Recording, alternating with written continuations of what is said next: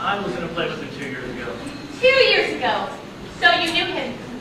Not exactly. A few weeks into rehearsals, he became ill and had to drop out. He became ill?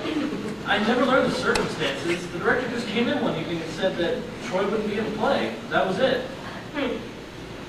Oh, Miss Inspector? Like, Julie has something.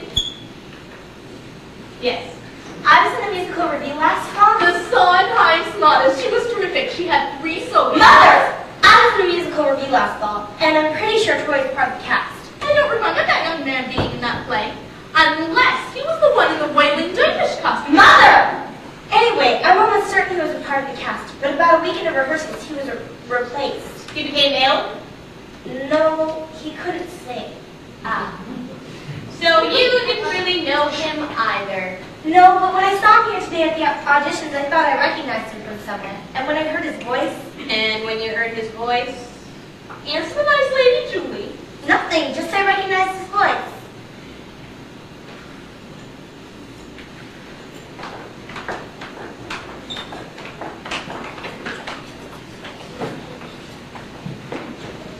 So everyone here more or less knew Troy.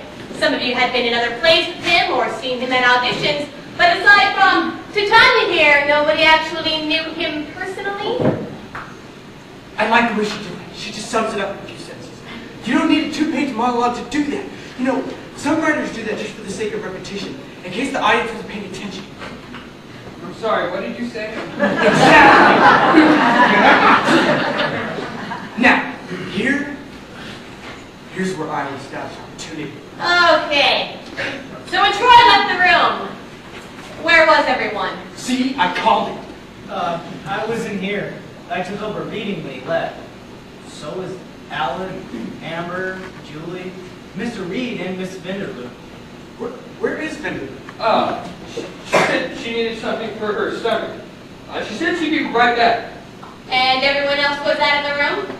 Titania and I were out in the parking lot. In the parking lot. Shouldn't be too surprising. We saw you and Jim out there. Jim was in his car and pulled up shortly after. Yeah. So you saw Jim and I, but the question is, did you see Troy? Not in the parking lot, no. He didn't go outside, ma'am. I saw him like I told you. He just went out into the lobby. Yes, and he was out there because Chad said Macbeth. And in order to remove the so-called curse, he had to, what was it again? Turn around 3 times and knock to be let back in. Oh my, baby's all right now. You little intelligence. Last you know, my hands were full. Have I missed anything? Apparently, Troy had an allergic reaction. The poor dear. Does anybody want some? I've got 2, but now that I've stuck my face, I'm not feeling any better. What is it? I think it's the Wolfman's Mega Supreme with cheese. I think it's some type of fish, but it has a distinct aftertaste of modeling clay. Did you say fish? No, darling, modeling clay. With the heads of Play-Doh, the blue kind. I much prefer the red myself. How long have you had this? The taste for red Play-Doh? No! The sandwich! The fish sandwich! Oh, about 15 to 20 minutes. The line was unbearable long, or else I would have been back sooner. No! See, it doesn't work. I mean, yes, she has a fish, and fish may have been the murder weapon, but unless Troy was dancing around the drive-thru window, it doesn't work. I see where you're going there, Bonnie, but it doesn't fit. I mean, only speaking as a playwright, I don't see much motive or opportunity here. If you know that somebody is fatally allergic to some type of material, and you want to make it look like an accident, you can ask for better circumstances. Just simply introduce the element to them in a unique fashion, like fish oil in your palms or something like that when you're shaking hands. I've missed quite a lot, haven't I? Jim, to speculate that there is some sort of element here that had been introduced is to speculate that someone had motive and opportunity and committed murder. Exactly. I mean, from what I understand, nobody liked this Troy guy anyway, so... everyone here would have motives. Jim, this isn't one of your murder mystery plays. This isn't going to wrap up in a neat little package. If this is a homicide, and again I say if, it could be under investigation for months, maybe even years. I don't have months or years, darling. I have a pedicure scheduled tomorrow. It won't take months or years. Look, Bonnie, you've already established a lot of the groundwork. I mean, I couldn't have written this. Well, except that one part. I would have made it more, and that one character just a little bit, but that's not the point. See, you need to open it up and explore it. You need to get interactive. Yeah, what? Interactive. I have a question. What's interactive? Okay, when I'm writing shows like this, I start to run the wells right, and I like to turn up new ideas by reaching out and breaking down the fourth wall. Oh, I, for one, can't stand it when you break the fourth wall. It takes the illusion right out of it. What are you talking about? He's talking about how he likes to ruin the fantasy of theater by inviting the audience into the whole chimera. Okay, look, what happens is this, all right. Imagine, if you will, that you're into the second act of the show, and all this stuff has happened. The guy has died. Was he killed? Was it an accident? And if it wasn't an accident, then who killed it? Who had it in for it? Who had the chance and took it? And how did they do it? And then, imagine, if you will, this whole room filled with an audience watching this show.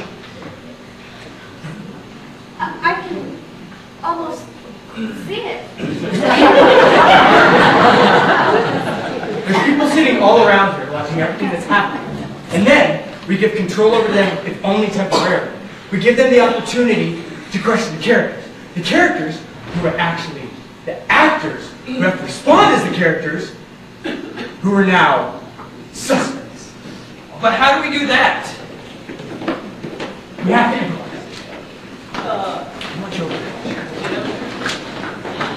I'm not a strong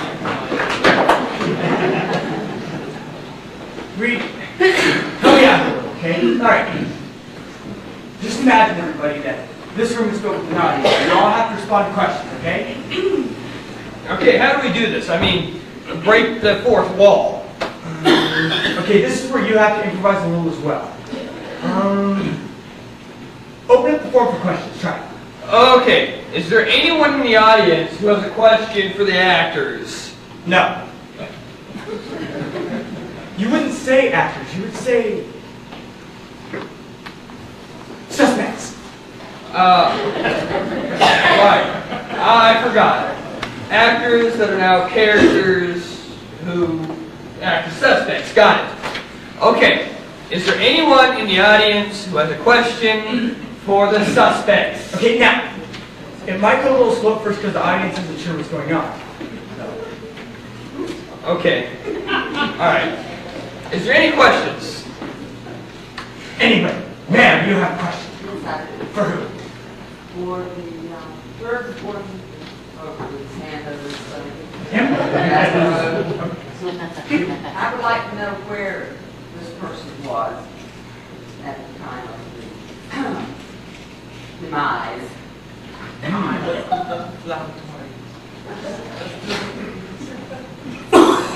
Hi, I talking about things and being bothering slightly. He was doing rehearsals because people bothered him. Right, rehearsals. Are there any other questions? Question right here.